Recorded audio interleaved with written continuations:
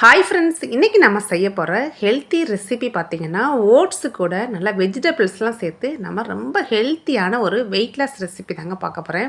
இந்த ரெசிபிக்கு நான் 1 கப் அளவுக்கு ஓட்ஸ் எடுத்துக்கிறேன். நீங்கள் மல்டிக்ரெயின் ஓட்ஸு, நார்மல் ஓட்ஸு எது வேணாலும் எடுத்துக்கலாங்க. மெஷர் பண்ண கப்பிலேயே 1/4 கப் அளவுக்கு ரவை சேர்த்துக்கலாம். ரவை கண்டிப்பாக சேருங்க. ரவை தான் ஒரு நல்ல பைண்டிங் கொடுக்கும். இதை ஒரு மிக்ஸி ஜாருக்கு மாற்றி கொஞ்சம் கொரகொரப்பாக, ரொம்ப ஃபைனாக வேணாம், கொஞ்சம் கொரகொரப்பாக இருக்கிற ஸ்டேஜுக்கு இதை அரைச்சி இந்த மாதிரி ஒரு மிக்சிங் பவுலுக்கு ஆட் பண்ணிக்கலாங்க.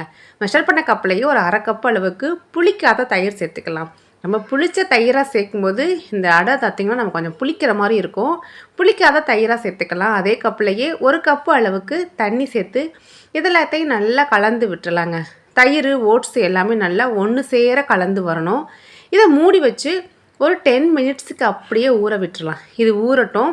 இப்போ ஒரு பேனில் கொஞ்சமாக எண்ணெய் விட்டுக்கலாம். எண்ணெய் விட்டு ஒரு 1/2 ஸ்பூன் அளவுக்கு ஜீரகம் பொரிய விடுங்க. இது கூட இப்போ நம்ம வெஜிடபிள்ஸ்லாம் ஆட் பண்ணிக்கலாம். ஒரு பெரிய சைஸ் வெங்காயத்தை இந்த மாதிரி பொடியாக சாப் பண்ணிவிட்டு அதையும் சேர்த்து லைட்டாக மிக்ஸ் பண்ணி விட்டுறலாங்க. ஓரளவுக்கு வதங்கினதுக்கப்புறம் இது கூட சின்ன ஒரு தக்காளியை இந்த மாதிரி பொடி பொடியாக கட் பண்ணிவிட்டு சேர்த்துக்கிறேன்.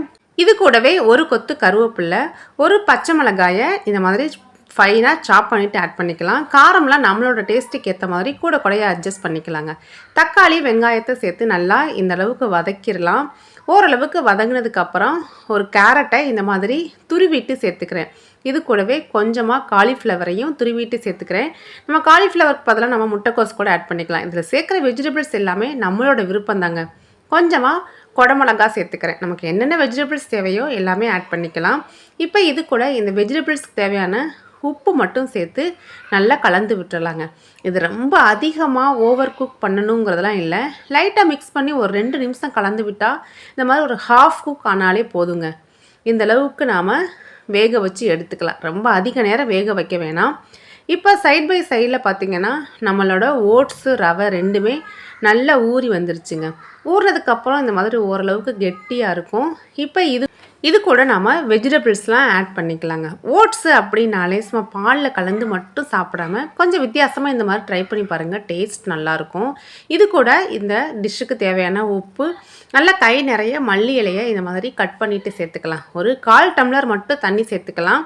ரொம்ப அதிகமாக தண்ணி சேர்க்க வேணாம். தண்ணி சேர்த்து இந்த எல்லாத்தையும் நல்லா ஒன்று சேர கலந்து விட்டு எடுத்துக்கலாங்க. ஒரு அடை மாவு கன்சிஸ்டன்சிக்கு இதை நாம் கலந்து எடுத்துக்கலாம். பாருங்கள், இந்த பேட்டரோட திக்னஸ் பாருங்கள், இந்த அளவுக்கு இருக்கணும். ரொம்ப அதிகமாக தண்ணி சேர்த்துட வேணாம்.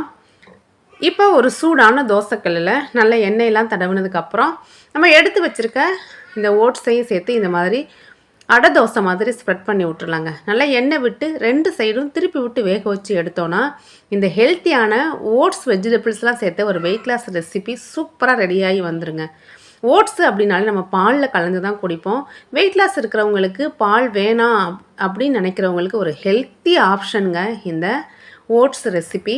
கண்டிப்பாக வெஜிடபிள்ஸ்லாம் சேர்த்து சாப்பிடும்போது ரொம்ப ஹெல்த்தி, ரொம்ப டேஸ்டியும் கூட. குழந்தைங்களுக்கு கூட கொடுக்கலாம். ஒரு கெச்சப்பு அந்த மாதிரிலாம் வச்சு கொடுக்கும்போது கண்டிப்பாக லைக் பண்ணி சாப்பிடுவாங்க. இந்த வெயிட் லாஸ் ரெசிப்பியை நீங்களும் ட்ரை பண்ணி பார்த்துட்டு உங்கள் கமெண்ட்ஸை மறக்காமல் ஷேர் பண்ணுங்கள். இது மாதிரியான ஹெல்த்தியான ரெசிபிஸுக்கு நம்ம சேனலை மறக்காமல் சப்ஸ்கிரைப் பண்ணிடுங்க ஃப்ரெண்ட்ஸ். தேங்க்ஸ் ஃபார் வாட்சிங்.